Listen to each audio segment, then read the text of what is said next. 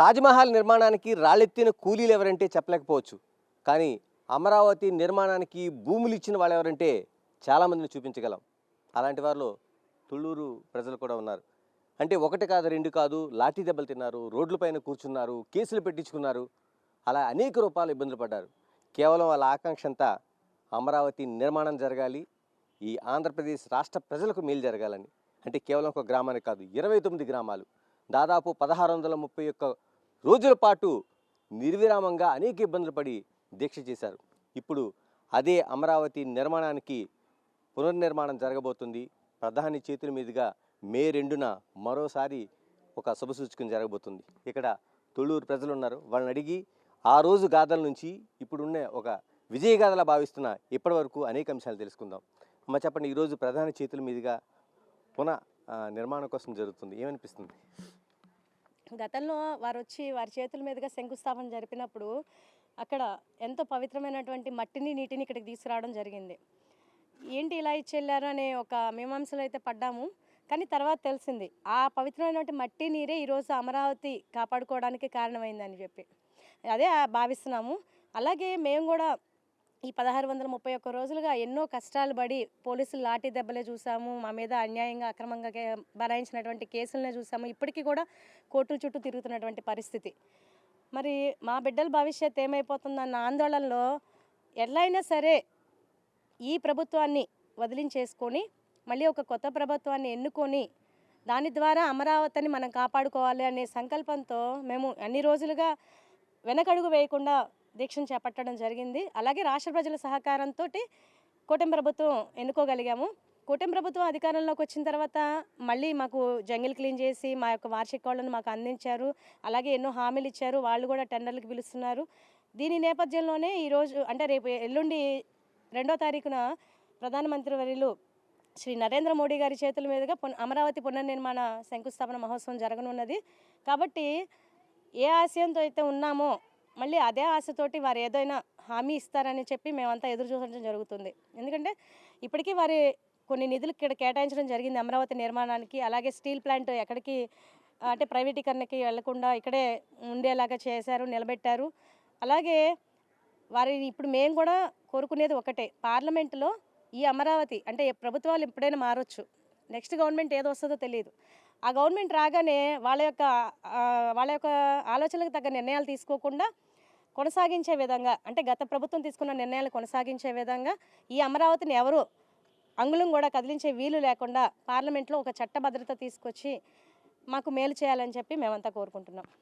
అమ్మ, ఇప్పుడు అమరావతి పునర్నిర్మాణం జరుగుతుంది, అదొక ఇది. కానీ మీరు ఇంటింటికి వెళ్తున్నారు, బొట్టు పెడుతున్నారు, ఒక ఇన్విటేషన్ ఇస్తున్నారంటే మీ ఇంట్లో ఒక శుభకార్యం జరిగితే ఎంత ఆనందపడతారో అంత ఆనందం వస్తుంది. ఎందుకని? శుభకార్యం జరిగితే మా ఇంటి వరకే, మా ఇంట్లో వాళ్ళు, మా సంతోషిస్తారు. ఈ యొక్క పునర్నిర్మాణానికి విచ్చేసిన ప్రధానమంత్రి గారు ఇచ్చేస్తున్నారంటే మా ఆంధ్ర రాష్ట్రానికి మేము మా ఊరు పండగలా భావిస్తున్నాం. అందుకని ఇంటింటికి వెళ్ళి మరి అంటే అందరికీ తెలుసు వస్తున్నారని, అందరూ వస్తారు. కానీ ఇంకా సంతోషంగా మేము వెళ్ళి వాళ్ళని ఆహ్వానిస్తున్నాం. ఎందుకంటే ఒక్కసారి 2014-15లో వచ్చింది చంద్రబాబు నాయుడు గారి ప్రభుత్వం. అప్పుడు భూములు ఇచ్చాం, నరేంద్ర మోడీ గారి చేతుల మీదుగా మట్టి నీరు తీసుకురావడం జరిగింది, ఇక్కడ శంకుస్థాపన చేయడం జరిగింది. తర్వాత ప్రభుత్వాలు మారినాయి. అప్పుడు ఏమన్నారు, మారిన ప్రభుత్వాలకు కేంద్ర ప్రభుత్వమే అండగాస్తుందన్నారు. కానీ మరలా నరేంద్ర మోడీ గారి చేతుల మీదుగా పునర్నిర్మాణానికి శంకుస్థాపన జరుగుతుందంటే ప్రధానమంత్రి గారి యొక్క నిష్పక్షపాతం ఏమిటి అనేది రుజువు జరుగుతుంది. కాబట్టి మేము ప్రధానమంత్రి నరేంద్ర మోడీ గారికి పేరున ధన్యవాదాలు తెలియజేసుకుంటున్నాం. వారు వచ్చి ఇక్కడ పునర్నిర్మాణానికి వారి చేతుల మీదుగా మరలా ముందుకు తీసుకెళ్ళడానికి పునఃప్రారంభానికి వస్తున్నందుకు కూడా మేము ఎంతో సంతోషిస్తున్నాం. కాబట్టి అభివృద్ధి పదంలో అమరావతి నిర్మాణానికి వారి పూర్తి సహాయ సహకారాలు ఉంటాయని మేము నమ్ముతున్నాం. అమరావతి నిర్మాణానికి భూములు ఇచ్చారు, కానీ ప్రభుత్వం మారిన తర్వాత 3 రాజధానులు. ఇక్కడ ఏమవుతుంది అమరావతి? అదే ఆందోళన వ్యక్తమైంది. అంటే చివరికి ఈ ఇచ్చిన భూములు సద్వినియోగం అవ్వాలి, అమరావతి నిర్మాణం జరగాలనేది చాలామంది ఒక ఉద్యమం చేశారు. ప్రత్యేకంగా ఇళ్లలో ఉండే మహిళలు, అంటే ఏ రోజున కూడా గడప దాటి బయటికి రాని మహిళలు రోడ్లెక్కారు, కేసులు పెట్టించుకున్నారు, లాఠీ దెబ్బలు తిన్నారు. అలాంటి వారిలో ఉన్నారు. అమ్మ, మీరు ఈ తుళ్ళూరులో కావచ్చు, మిగతా ప్రాంతాల్లో కావచ్చు, ఆందోళన చేసినప్పుడు పోలీసుల లాఠీ దెబ్బలు, వాళ్ళ తన్నులు రుచి చూశారు. ఆ రోజు గుర్తు చేస్తే ఏమనిపిస్తుంది? మేమండి ధర్నాలు చేసేటప్పుడు వాళ్ళు మాట్లాడిన మాటలు, వాళ్ళు కొట్టిన దెబ్బలండి మేము బతికున్నంతకాలం జీవితంలో మేము మర్చిపోలేమండి. మమ్మల్ని ఒక ఏదో ఒక దొంగల్లాగా, ఒక హంతకుల్లాగా మమ్మల్ని చూశారండి వాళ్ళు. ఇప్పుడు గత ప్రభుత్వంలో ఆయన జగన్మోహన్ రెడ్డి గారు ముఖ్యమంత్రిగా వచ్చినప్పుడు అప్పుడు ఆయన చెప్పాడండి, రాజధాని ఎక్కడికి పోదు, ఇక్కడే ఉంటుంది, మేము మారమని చెప్పాడండి. నిజమే కావాల్సిన ఈయనంటే కొంచెం బాగా చేస్తారని చెప్పి ప్రజలందరూ ఓట్లు వేశారండి. ఓట్లు వేసి గెలిపించారు. గెలిపించిన తర్వాత ఆయన విశ్వరూపం ఏందో మాకు చూపించాడండి. ఒక సైకోని తీసుకొచ్చి, ఒక సైకోని మీరు ఎన్నుకున్నారు, ఈ సైకో నిజమేందో నేను చూపిస్తానని కావాలనే ఆయన కక్షపూర్వకమేనండి, కక్ష సాధింపుగా మమ్మల్ని హింస పెట్టి ఇళ్లలోంచి బయటికి రానియకుండా ఇళ్ల ముందు కాపలా పోలీసుల్ని మేమేం చేసామండి, మా ఎక్కడికన్నా బయటకు పోతుంటే మా ఆధార్ కార్డులు అడిగేవాళ్ళండి. మా ఊళ్ళో మేము భూములు ఇచ్చి మేము వాళ్ళకి ఆధార్ కార్డులు చూపించడం ఏంటండి? ఇది ఎక్కడన్నా అసలు ఈ ఏ ఎక్కడా లేదండి. ఇంత నరకము మేము పడ్డ బాధలు ఎక్కడా మేము ఉద్యమాలు అంతకుముందు చాలామంది ఉద్యమాలు చేశారు, కానీ ఇలాగ 5 సంవత్సరాలు ఉద్యమాలు ఎవరూ చేయలేదండి. మేము భూములు ఇచ్చి మా బిడ్డల భవిష్యత్తు కోసం, మా భవిష్యత్తు ఏమైపోయిద్దా, మా బిడ్డల భవిష్యత్తు ఏమైపోయిద్దా, ముందు మా తాతల తరాల భూములండి మావి మేము ఇచ్చాము. ఇచ్చి ఈయన బాగానే చేస్తాడనుకుంటే ఈయన ముఖ్యమంత్రిగా వచ్చిన తర్వాత జగన్మోహన్ రెడ్డి పరిపాలన అనేది అసలు చేయలేదు. ఎక్కడ రాజధాని అభివృద్ధి అనేదే లేదండి. అభివృద్ధి అనేది చెయ్యకపోగా మా మీద కేసులు పెట్టి మమ్మల్ని కొట్టి నీచంగానండి కొట్టారా మిమ్మల్ని? నీచంగా అసలు జుట్టు పట్టుకొని ఈడిసి నడు రోడ్డు మీద జైలు బరో కార్యక్రమానికి గుంటూరు వెళ్తానండి, బ్లేడ్తో చేతులు కోసారండి. నన్ను కోసి హైకోర్టు కాడికి వెళ్తుంటే డొక్కలో బూటకాలతో తన్నారండి. ఎన్ని బాధలండి మేము పడింది, ఏ రకంగా తన్నులు తిన్నాం వాళ్ళ చేతుల్లో మేము.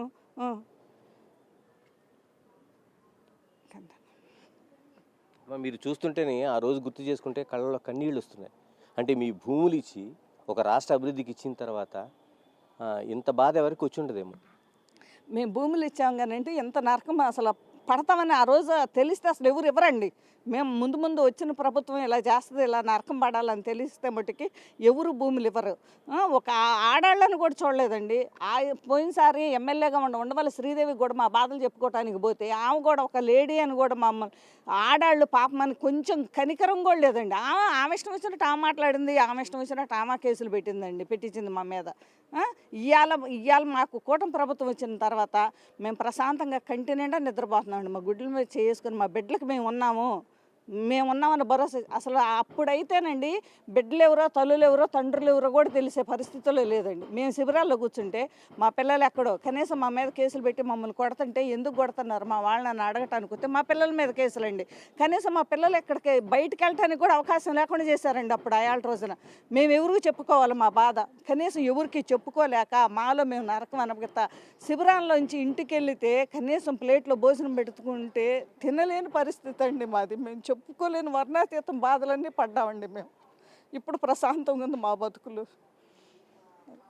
అంటే ఎప్పుడు కూడా గడప దాటి బయటికి రాని మహిళలు అంటే ఉద్యమం చేయాలి అంటే ఇచ్చిన భూములు సద్వినియోగం కావట్లేదు, 3 రాజధానులు అంటున్నారు, ఏమవుతుందో తెలియదు, కానీ బయటకు వచ్చి ఉద్యమం చేయాలంటే ఏం చేయాలి? ఇలాంటి పరిస్థితుల్లో కూడా మహిళలు వీధెక్కారు. అమ్మ, మీరు ఎప్పుడైనా అమరావతి దానికి సంబంధించి ఉద్యమం చేశారు, ఎప్పుడైనా అంతకుముందు రోడ్డు ఎక్కారా? జై అమరావతి, జై ఆంధ్రప్రదేశ్ అండి. మేమే కాదండి, ఈ ఉద్యమంలో కూర్చున్న మహిళలందరూ ఎవ్వరూ గడప దాటి బయటికి రాని మహిళలండి. మాది వ్యవసాయ ఆధారిత కుటుంబం అయినా కానీ మా గ్రామంలో ఉన్న వాళ్ళందరూ కనీసం మా పొలం ఎక్కడుందో కూడా మాకు తెలియదు. మా ఇంట్లో ఆడవాళ్ళు బయటికి రావాల్సిన పరిస్థితి లేదు.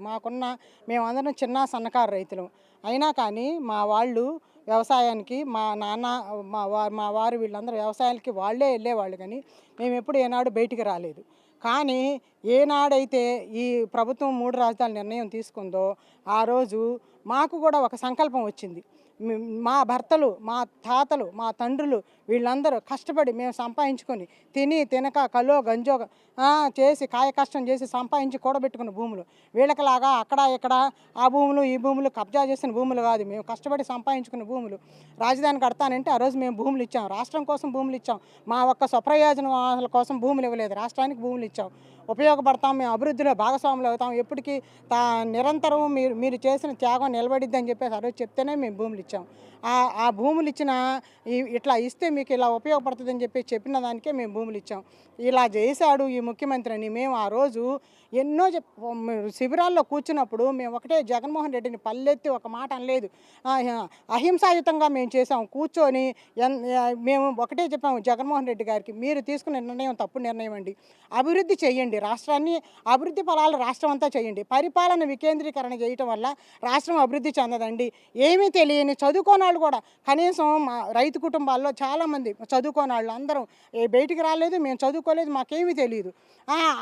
అక్షరాలు కూడబలుక్కొని కడుపులో బాధ, ఆ బాధతో మేము ఆ రోజు అక్షరాలు కూడబలుక్కొని మాట్లాడటానికి కూడా మాటలు రాలేదు మాకు. ఆ రోజు మాట్లాడటానికి కూడా మాటలు రాలేదు. కంటే కడివెడి నీళ్లు కార్చుకుంటూ మాట్లాడుకున్నాం మేము ఆ రోజుల్లో. మాకు మాట్లాడటం కూడా చేత కాలేదు. కానీ మా మీద ఎన్ని మా వేషధారణ దగ్గర నుంచి, మేము పెట్టుకునే కనీసం వేసుకునే మంగళసూత్రాల దగ్గర నుంచి మా మీద ఎన్ని అవహేళనలు చేశారో, ఎన్ని మాట్లాడారో, ఎన్ని చేశారో, కానీ అన్నిటికీ మేము సమాధానాలు ఇచ్చాము. ఆ శిబిరాల్లో నిలబడ్డాము. వాళ్ళు ఇచ్చిన దానికన్నిటికీ మేము సమాధానాలు ఇచ్చాము. ఆ సమాధానాలు ఇస్తూనే ఆ శిబిరాల్లో నిలబడి చివరి వరకు ఉద్యమం చేసి అమరావతిని సాధించుకున్నాం. ఇవాళ 1,00,000 కోట్లతో అభివృద్ధి పనులతో ప్రధానమంత్రి గారు మళ్ళీ పునఃప్రారంభం చేస్తున్నారు. ఈ 1,00,000 కోట్ల అభివృద్ధి పనులు అనేది రాష్ట్రానికి ఇది ఒక సంపద సృష్టిస్తాను అని చంద్రబాబు నాయుడు గారు చెప్పారు కదా. సంపద అంటే ఏంటో జగన్మోహన్ రెడ్డి గారు ఇప్పుడు చూడండి. ఇదే సంపద రాష్ట్రానికి. 1,00,000 కోట్లతో నేను అమరావతి కట్టాలా అన్నాడు.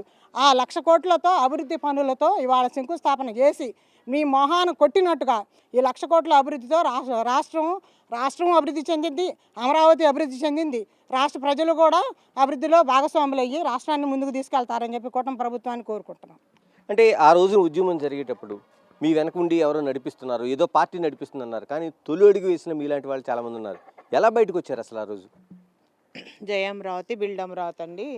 మేము తొలి అడుగు ముందుకేసింది ఎందుకంటే ఆ రోజున బాబు గారు వచ్చి ఇక్కడ రాజధాని లేని రాష్ట్రం అయిపోయింది మంది, ఈ రాష్ట్రానికి రాజధానికి భూములు ఇస్తే మీరు చిరస్థాయిగా మిగిలిపోతారు, భావితరాల భవిష్యత్తు అందరికీ బాగుంటుంది, ఒక రాష్ట్ర బిడ్డలుగా మీరు ఇచ్చిన భూమిని అందరికీ సార్థకతం అయింది, మీరు ఇవ్వండి, ఇచ్చిన తర్వాతనే అందరికీ బాగుంటుంది అని చెప్పి ఆయన చెప్పాడండి. మాకు చెప్పిన తర్వాత మోడీ గారు కూడా వస్తున్నారని చెప్పారు. ఇంకా పెద్ద ఆయనే వచ్చి మనకు నిర్మాణం చేస్తున్నప్పుడు ఇంకా మనకి ఇంకా ఎదురేముందిలే, పోనీళ్ళే అందరు రాష్ట్రమే బాగుండాలని కోరుకున్నాం. మరి ఆ రోజున మరి 2014లో వచ్చింది, అందరం సంతోషంగానే 3 సంవత్సరాల్లోనే అన్నీ చూపించారు. హైకోర్టు, అసెంబ్లీ మొత్తం కట్టి చూపించారు. మరి ఎంతమందో ఆయన మీద కూడా కేసులు పెట్టారు, బాబు గారి మీద కూడా కట్టనీయకుండా ఇవన్నీ చేసినా కూడా ఎదురు తిరిగి చక్కగా చేశాడు.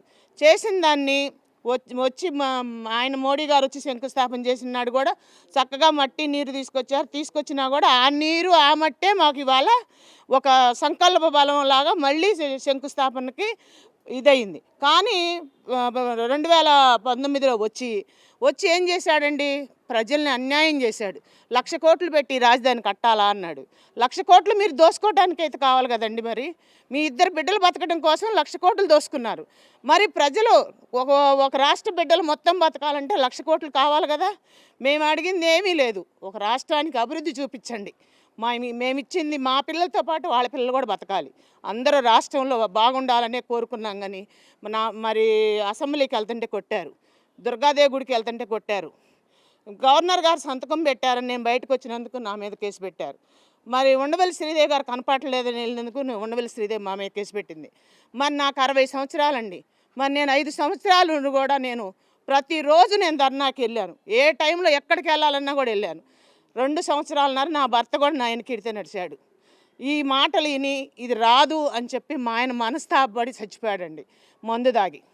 కానీ నేను ఉద్యమం ఆపల, నా పిల్లలు బతకాలి, నేను ఇచ్చింది 2 ఎకరాలు, నా పిల్లలు ఏమైపోవాలి, నా భర్త పోయాడు, దేవుడు తీసుకెళ్ళాడు.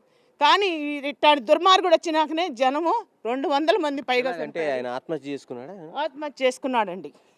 ఇది ఇచ్చింది 102 ఎకరాలు ఇచ్చేసాము, ఇచ్చిన తర్వాత ఇంకా ఇన్నాళ్ళు కూర్చున్నాము, ఇంకేమైపోతాము మనము, ఇంకా మరి పిల్లల మీద దాని పడాల్సి అని చెప్పి మొందాయి చనిపోయాడండి ఆయన.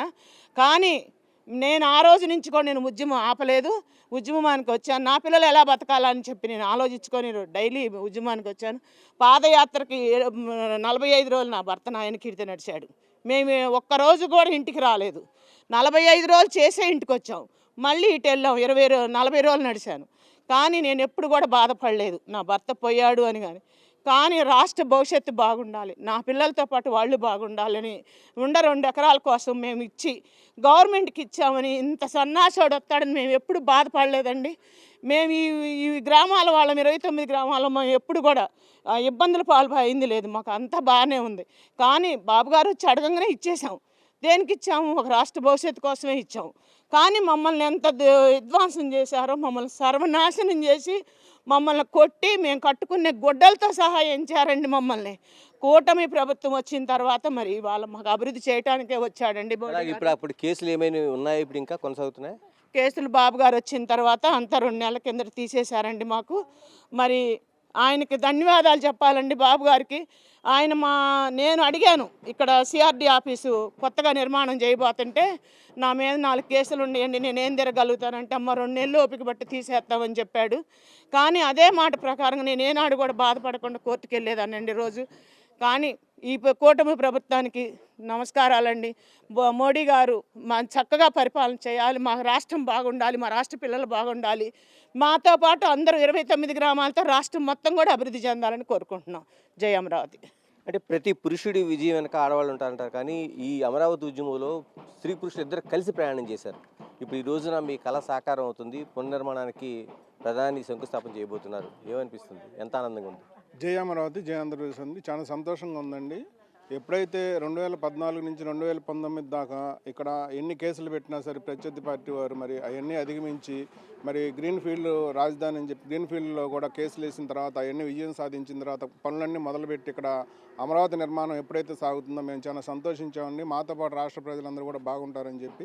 కానీ తర్వాత వచ్చిన ముఖ్యమంత్రి జగన్మోహన్ రెడ్డి గారు మరి 3 రాజధానులు అని చెప్పి అమరావతిని నాశనం చేయడానికి కంకణం కట్టుకొని ఇప్పుడు ఎలాగ నిర్మాణం జరుగుద్దని ఒక ఆశ ఉందా మీకు? పునర్నిర్మాణానికి మళ్ళీ చేస్తున్నారు. ఇప్పుడు చాలా ఆశ ఉందండి. ఎందుకంటే దాదాపు 64,000 కోట్ల రూపాయలతో టెండర్లు కూడా పిలుచున్నారండి. దాదాపు 35,000 కోట్ల రూపాయలు మరి ప్రపంచ బ్యాంకు నుంచి కానీ హడ్కో నుంచి కానీ మరి వివిధ బ్యాంకుల నుంచి రుణాలు తీసుకొచ్చి కేవలం అమరావతి నిర్మాణం కోసం ఆ డబ్బులన్నీ పక్కన పెట్టి ఉన్నారండి. మరి భవిష్యత్తులో ఈ డబ్బులన్నీ కూడా అమరావతి మీద వచ్చే ఆదాయంతోనే మరి అప్పు తీరుస్తారండి. మరి రాష్ట్ర ప్రజలందరూ కూడా గమనించాలని కోరుకుంటున్నాం. ఇది బడ్జెట్తో సంబంధం లేదండి ఈ అప్పు విషయం మాత్రం. అట్లాగే రేపు వచ్చే ప్రధానమంత్రి గారు కూడా 2వ తారీఖు కూడా మరి ఆ సభలో కూడా మరి గతంలో మట్టి నీరు ఇచ్చి ఎట్లయితే రాజ్యాంగం బద్ధంగా మాకు ధైర్యం చేకూర్చారో మరి భవిష్యత్తులో రేపు కూడా వచ్చి ఏకైక రాజధానిగా భవిష్యత్తులో ఏ ముఖ్యమంత్రి ఇచ్చినా కానీ అమరావతిని కదల్చలేని విధంగా ఒక తీర్మానం చేసి మా ప్రజలందరికీ రాష్ట్ర ప్రజలందరికీ కూడా సంతోషం కలిగించాలని కోరుకుంటున్నాను. ఇప్పుడు గతంలో చూస్తే అమరావతి గత 5 ఏళ్లలోన అనేక తప్పులు పొదలు, అసలు ఏం జరుగుతుందో తెలియని పరిస్థితి. ఇప్పుడు చూస్తుంటే రూపురేఖలు మారినాయి. ఎలాగనిపిస్తుంది ఆ తేడా మీకు? అసలు ఆ ప్రభుత్వానికి ఈ ప్రభుత్వానికి నక్కలోకానికి నాగలోకానికి తేడా అంటే, ఎందుకంటే గత 5 సంవత్సరాలు అసలు పట్టించుకోక ఆయన ఏమన్నాడంటే 3 రాజధానులు అని అనేసి అన్నాడు. ఇక్కడ వైజాగ్, అమరావతి, కర్నూలు అన్నాడు. ఒకటి కూడా డెవలప్ చేయలేదు. అటు అమరావతిని అసలు పట్టించుకోకుండా ఆయన నోటమ్మట ఉచ్చారణ కూడా రాలేదండి. అమరావతి అన్నది రావడానికి కూడా ఇష్టపడలేదు. అలాంటిది వైజాగ్ అని అన్నాడు. ఎగ్జిక్యూటివ్ క్యాపిటల్ అనేది వైజాగ్ అన్నాడు. ఈవెన్ వైజాగ్ని ఏ రకంగా డెవలప్ చేశాడంటే ఏ రకంగా ఏమీ డెవలప్ చేయలేదు. ఏం చేశాడు? అంత గంజాయిని అనేది రాష్ట్రం మొత్తాన్నే స్థాపించాడు. గంజాయి విద్యార్థులకి అందరికీ గంజాయి అలవాటు చేశాడు, మొత్తం మందులను అలవాటు చేశాడు. ఒక రకంగా చెప్పాలంటే క్రూరత్వం అనేది ఇది చేశారు. కానీ కూటమి ప్రభుత్వం వచ్చిన తర్వాత గెలవటంతో ఇక్కడ జంగిల్ క్లియరెన్స్ అనేది చేశారండి. వాళ్ళు వచ్చినప్పుడు అసలు ఒక అడవిలాగా ఉండేది. అసలు ఇక్కడ పాములు, అడవి పందులు ఇలా చాలా రకాలుగా భయం వేసేది ఒక రకంగా చెప్పాలంటే. కానీ ఇప్పుడు జంగిల్ క్లియరెన్స్ చేసిన తర్వాత ఎమ్మెల్యే క్వార్టర్స్, ఎమ్మెల్సీ క్వార్టర్స్, ఏ ఊరు నుంచి చూసినా అవన్నీ క్వార్టర్స్ అనేది కనపడుతున్నాయి. అభివృద్ధి అంటే ఇలా ఉండిద్దండి. అభివృద్ధి వికేంద్రీకరణతో ఆయన ఏదో అభివృద్ధి జరిగిద్ది అని అనేసి అన్నాడు. అభివృద్ధి వికేంద్రీకరణ కాదండి, పరిపాలన వికేంద్రీకరణ కాదు, అభివృద్ధి వికేంద్రీకరణ జరగాలి. ఇవాళ అభివృద్ధి వికేంద్రీకరణ జరుగుతుంది. ప్రతి రాష్ట్రంలో మొత్తం మీద ఇప్పుడు వైజాగ్ అనేది ఐటీగా అభివృద్ధి చెందుతుంది. అట్లాగే ఉత్తర రాయలసీమలో కూడా ఎన్నో కారిడార్స్ వస్తున్నాయి. IT corridors, Chennai Bengaluru IT corridors, ఇలా కారిడార్స్ వస్తున్నాయి. అభివృద్ధి వికేంద్రీకరణ అంటే ఇలా జరగాలి. అంతేగాని ఆయన ఏమన్నాడు? పరిపాలన వికేంద్రీకరణతోనే రాష్ట్రం అభివృద్ధి చెందుతుంది అన్నాడు. ఒకటి ఏది అభివృద్ధి అనేది జరగలేదు. సో దాన్ని బట్టే తెలుస్తుందండి మనకి అభివృద్ధి అనేది ఎట్లా జరుగుతుంది. ఇప్పుడు కూటమి ప్రభుత్వం వల్ల ఎన్నో ఇండస్ట్రీస్ రాష్ట్రం మొత్తం వస్తున్నాయి. కేవలం కేవలం అమరావతిలోనే కాదు రాష్ట్రం మొత్తం వస్తున్నాయండి. ఇది అంటే మనకి ఒక తుళ్ళూరే కాదు 29 గ్రామాల్లో ఎవరిని కదిలించినా ఒక కన్నీటి గాథ కనిపిస్తుంది. ఇప్పుడు పునర్నిర్మాణంకి ఏదైతే మళ్ళీ ఒక ఆరంభం జరుగుతుందో దీని పట్ల అంత సంతోషం వ్యక్తం చేస్తున్నారు. ఇది సంపూర్ణం కావాలి అంటే ఆనాడు ఏదైతే జరిగిందో దానికి కొనసాగింపుగా పూర్తిగా అమరావతి నిర్మాణం జరగాలి. మరొకటి ఏ ప్రభుత్వం వచ్చినా సరే మళ్ళీ వెనక్కి తిరిగి వెళ్ళేలా కాకుండా ఆ నిర్మాణం పూర్తిగా జరగాలనేది ప్రతి ఒక్కరు ఆకాంక్ష వ్యక్తం చేస్తున్నారు. కెమెరా పర్సన్ సంతోష్తో గణేష్, బిగ్ టీవీ, తుళ్ళూరు నుంచి.